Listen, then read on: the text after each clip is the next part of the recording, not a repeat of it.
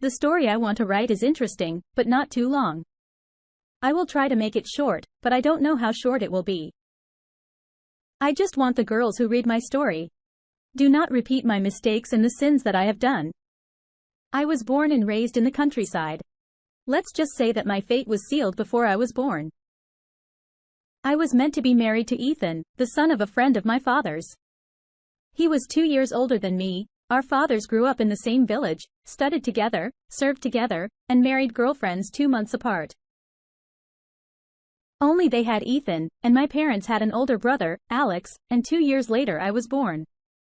That's how I got hitched right away. My parents were planning a wedding right after my graduation from school. My mother used to say, "Don't worry, Melanie. You'll marry Ethan and have a baby. Ethan has brains and hands, he'll raise a family and you, if anything, will go to work at the post office." And it was true. Ethan in his 20s had already managed to build a house, finish repairs. He was versatile. If guys his age were having fun, he was in college, working part-time in the evenings, and on weekends he finished the house. But his parents' plans were not fated to come to fruition. In May, Ethan was drafted into the army. The whole village saw him off. My mother was the one who suffered and worried the most, as she knew that anything can happen in these 2 years. And knowing my hot temper, I might not wait for Ethan to get out of the army. Before he left for the army, Ethan held my hands and asked me, "Melanie, honey, be honest. Will you wait for me? Will you pee?" I didn't say anything. Just shrugged. There's no point in telling me more. I will only say that that night we became close, and although Ethan was my first man, I felt nothing for him. When he left for the army, he wrote to me. The first year I steadily answered his letters, but in the second year I decided to go to the city to enroll in journalism. My mother was shocked. I had read so many magazines and newspapers, and luckily there were plenty of them in the village. I really thought I was going to become a famous journalist. "You'll see," I shouted at the mall. "I'll travel abroad, not sit in our village." Mom dropped her hands and I left. Naturally, without training and with a country dialect. I did not get him. But I met a city guy. He was a local womanizer. He smiled at me and I fell in love. Of course, now I realize that it wasn't much an effort to fool a country girl. I didn't return home. I stayed at Williams. That was my boyfriend's name. I had already seen the prospect of becoming his wife, living in the city in his house, having children. In general, I was in love with him. But our romance ended quickly. As it began. No tantrums. He told me that love was over, and I packed my things and left. For a month I lived with a girlfriend, then my brother wrote that Ethan was back asking about me. So I decided to go home. If it doesn't work out with Ethan, at least I'll be with my family. I didn't make a great journalist, and I don't need to. But I'm alive and healthy. But am I healthy? There is something wrong with me lately. I need to go to the doctor before I go home. The world has collapsed. Pregnancy, it was too late to have an abortion, and I didn't want to. I loved Williams too much. So healthy and pregnant, I came home. Of course, I didn't say anything to anybody at home. I was afraid. I thought I would think of something till I could see. But it worked itself out. After arriving a week later, Ethan invited me to see his repairs, and I stayed with him. A month later, we had our wedding. Everyone walked around and wondered why my tummy was growing so fast, and Ethan said, "Go-getter grows. A son will be by any means." I decided to give birth in the city. There were a lot of women in labor there, and it was easier to bribe doctors to say that the baby was premature. On March 8th, my little son was born. Of course, it was hard to show a baby who weighed 3,800 and was 50 centimeters tall and to say that he was premature when he was 7 months old, but everything worked out. Ivan grew up to be a good boy. Ethan may have loved him, but he didn't show it. I thought so, of course, at the time. He worked, started farming with a friend, came in after midnight, kissed Ivan on the cheek and me on the lips and went to sleep. I wasn't going to lie. I was glad because intimacy with Ethan was like hard labor for me. But I could not leave him. Where and for what money would I raise Ivan? Another creepy thought haunted me. What if Ethan wants another child? No. I was not afraid to give birth. I was afraid that if the truth about the birth of my son, he would naturally love his child more than my son. And how would he react to the fact that he spent 5 years raising and nursing someone else's baby? In the summer, we went to the sea. Fresh air, rest, carelessness, did their job. I got pregnant. Having a baby was out of the question. My husband, of course, did not know. Only my girlfriend from the city knew, and she advised me how to get rid of the baby. I had a miscarriage by myself. Everything went well without any consequences.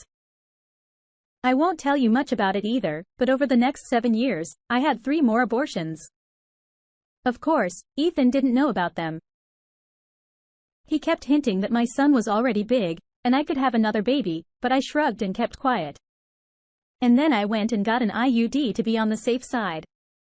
I did not want more children, but one day an accident put everything in its place. Ivan was riding his bicycle outside the village near the quarry. A bad turn and my boy fell into an abandoned mine. The iron bar pierced through his body. What? My friends were calling for help. While the ambulance was on its way, I thought I was going crazy. I screamed.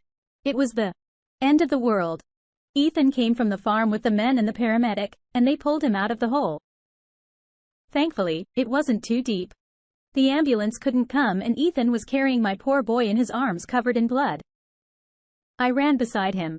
I could see tears coming out of Ethan's eyes. Then I saw a different man, a different father, a different husband. The ambulance took us to the city surgery. The boy to the operating room and us with Ethan to draw blood. The baby had lost an awful lot of it. And that's when my deception was exposed.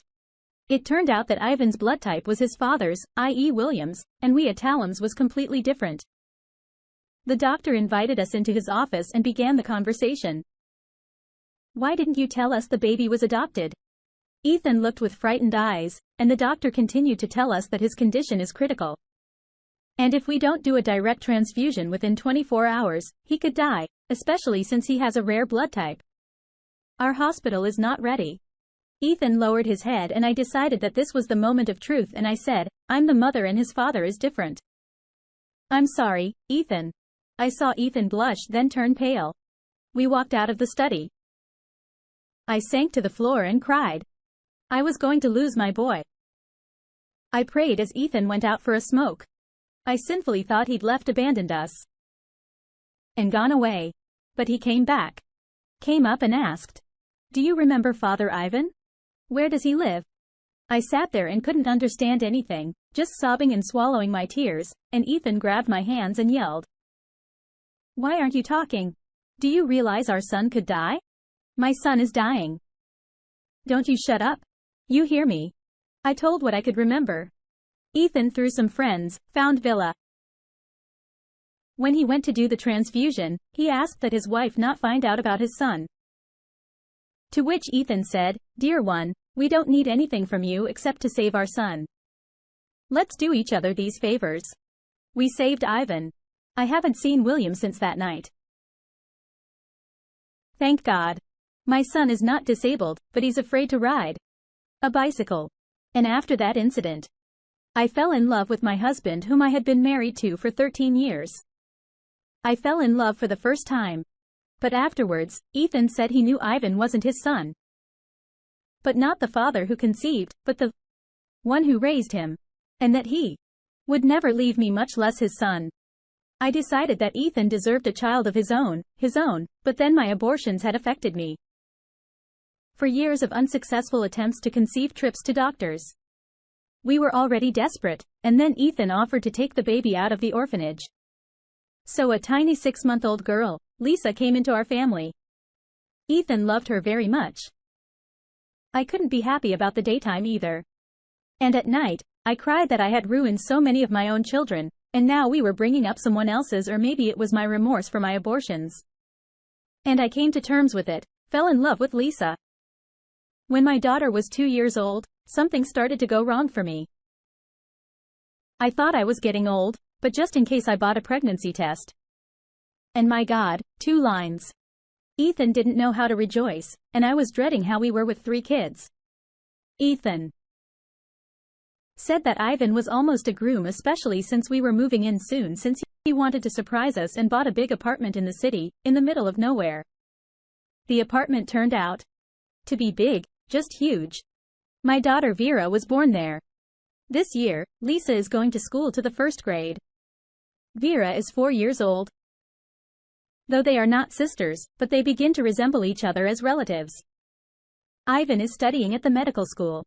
A year ago, he got married and went to live separately. Lyra, Ivan's wife, he's a nice girl and works as a manager in a respectable firm. Everything seems to be going well. My husband works and brings in money. We don't need anything, and the kids are fine too. The house a full bowl. I am beautiful, successful. But at night, I began to dream more and more often about my unborn children. And William, for whom I almost ruined my life. Lovely girls. After reading this confession, think about it. Maybe the man who is near you, not showing great emotion and zeal in his destiny. And not at all that catcher who deceives young inexperienced girls. Comments Melanie, thank you for the lack of whining, unnecessary self-deprecation, and correct conclusions. Thank you for taking the time to share the difficult story of your Kirill. I am amazed at how interesting everything in life is. You are good. You have been through so much and kept your family together. Phil. Kirill is not the author, and her husband is a real gold medalist. He was the keeper of the family. The author was good only in the fact that she understood that. She didn't say whether she confessed to her husband about the abortions or whether she told him. But no matter how good life is now, almost any woman will always remember her abortions, will imagine what children would be like now. It's very sad. Trevor.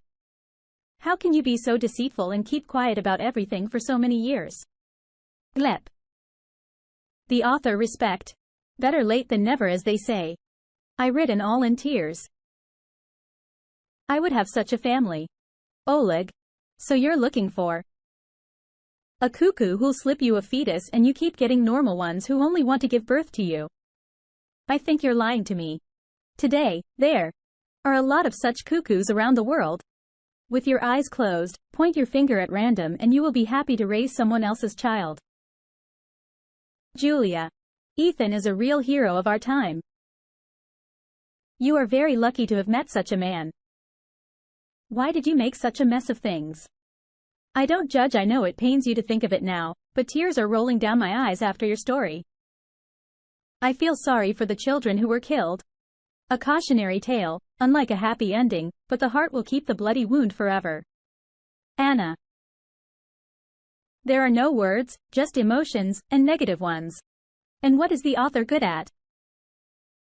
Here is a husband of great soul, man, honor and respect to him. Melissa. I read it and was happy for the author that now all is well. Ethan really is an extraordinary man. You have to let go of the past. It has already happened. Why blame yourself for something now? In the present? An abortion is not a sin. Forget about having them. Live in the here and now and be happy. Vlad. In reality, if a man forgives a woman for cheating, the woman begins to deeply and sincerely despise him. That's how women are built, and they will never have a normal relationship after that. Reality is somewhat different from glamorous stories. Dear listeners, do you think Melanie